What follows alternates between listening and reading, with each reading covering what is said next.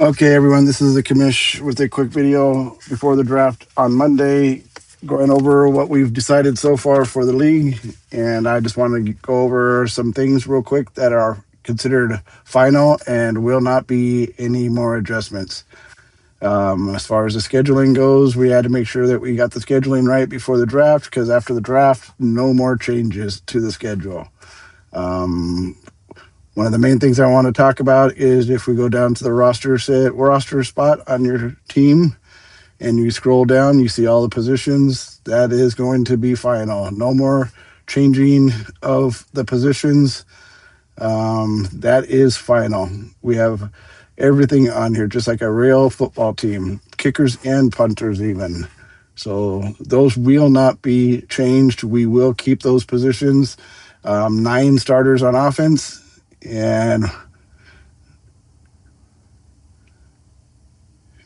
2, 3, 4, 5, 6, 7, 8, 9. Yes, 9 and 9. So 9 offense, 9 defense. We have 1 kicker and 1 punter.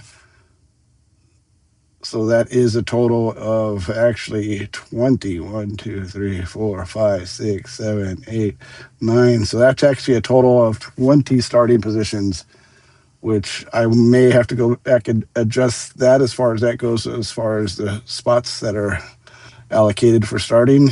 But if you see over here, the trades for 2026, the first 5 rounds will be available for trading prior to the draft.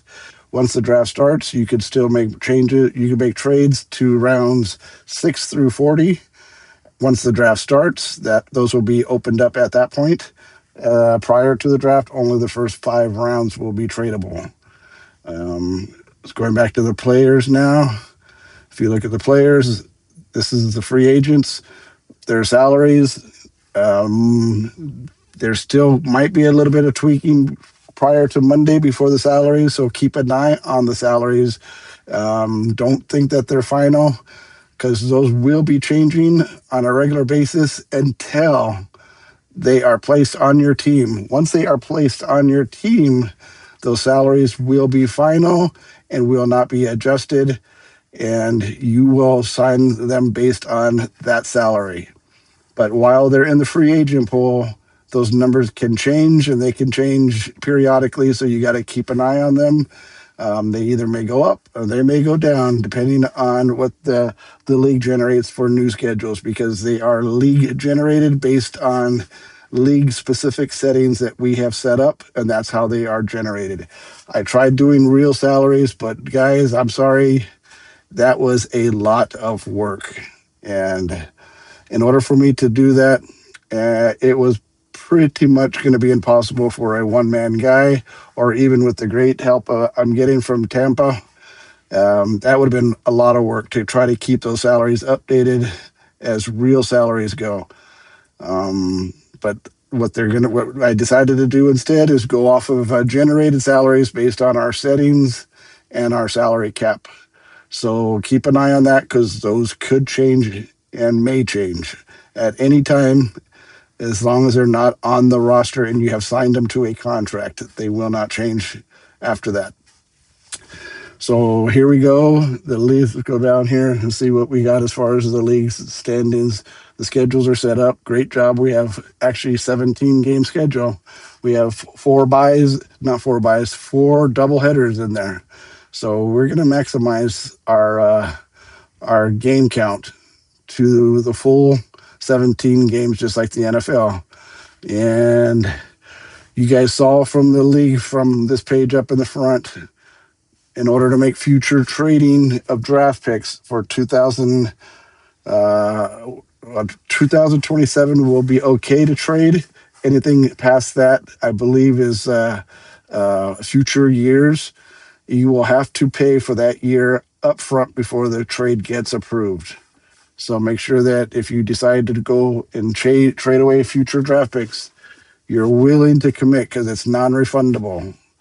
I'm trying my best to make this league survive, and in order for it to survive, we got to have players that are willing to commit for multiple years.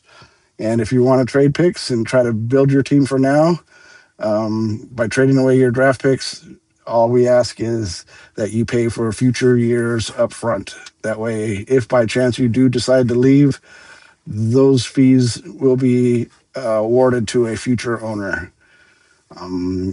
Okay, and then we go up to the matchups real quick. See if you could actually see these real quick. As you see, let's go into the league settings real quick, and I want to show you the matchups,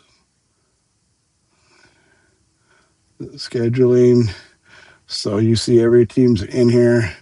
I'm going to go to the matchup section of it, which is, well, let's go to the matchups first.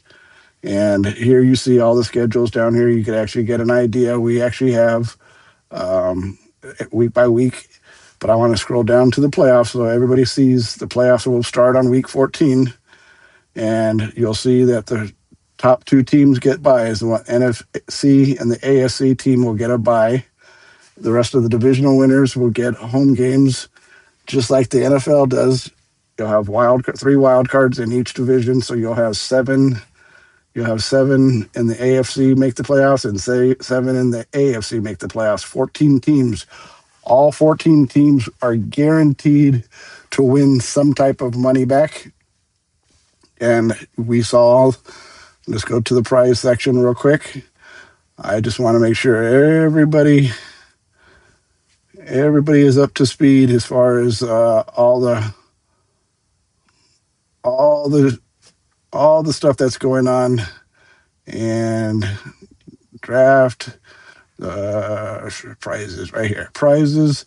So you'll see down here, once I select, these are your fees. These are going to be the prizes that teams will get. So first place, $700, 300 second, so on and so forth, all the way down. You'll see. So the 14th place team will get $5. The additional funds will be allocated to the league as additional expenses that we're trying to reduce cost into the future of this league in order for it to survive. We're asking for just a little bit of the pot going towards the league and be used as the commissioner's discretion needs in order for this league to survive. So hopefully everybody's good with that. Let's see. I wanted to also show you the bottom.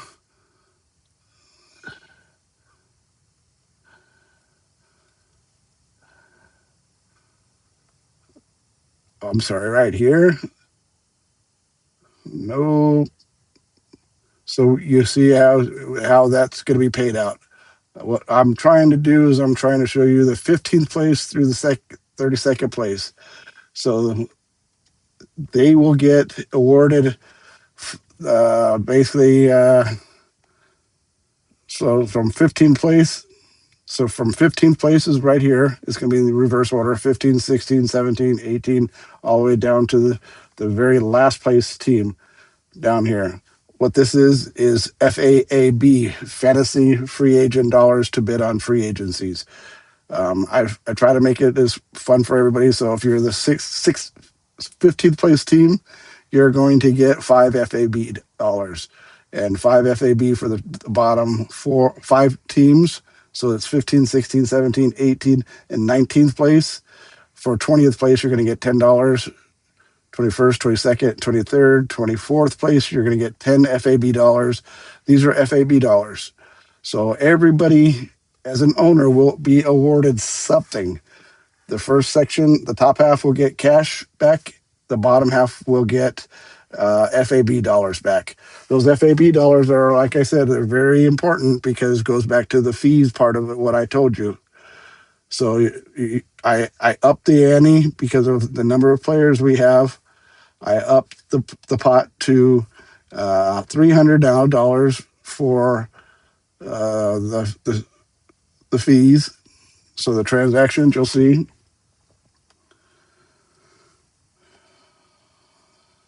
You'll see that we have fees, claims and drops. So this is the free agent part of it. every team's going to have start off with $300, $300 in bidding. So it's eBay style. So you'll bid on a player. Just because you bid on $50 doesn't necessarily mean you're going to spend all $50. That means if nobody else bids, then you're only going to pay $1 for that player out of your FAB. And keep in mind these are fees that you're going to also have to pay as well. So when you drop a player or you pick up a player, it's going to come out of your FAB. It's going to come out of your FAB. So once you run out of the FAB that is allocated, you have the opportunity to purchase more, of course. And that's where the league, once again, will try to build additional ways to generate sources to have this league survive. So any of that money will also be put into a pot for league expenses needed as spent as needed based on the commission's discretion when it comes to the league survival. It could be something where we pay just our premium fees again and give owners a discount based on how many people actually participated in this. But I'm coming up with ideas to try to make this league survive. That could be just for maybe future orphan owners that we pay their fees for their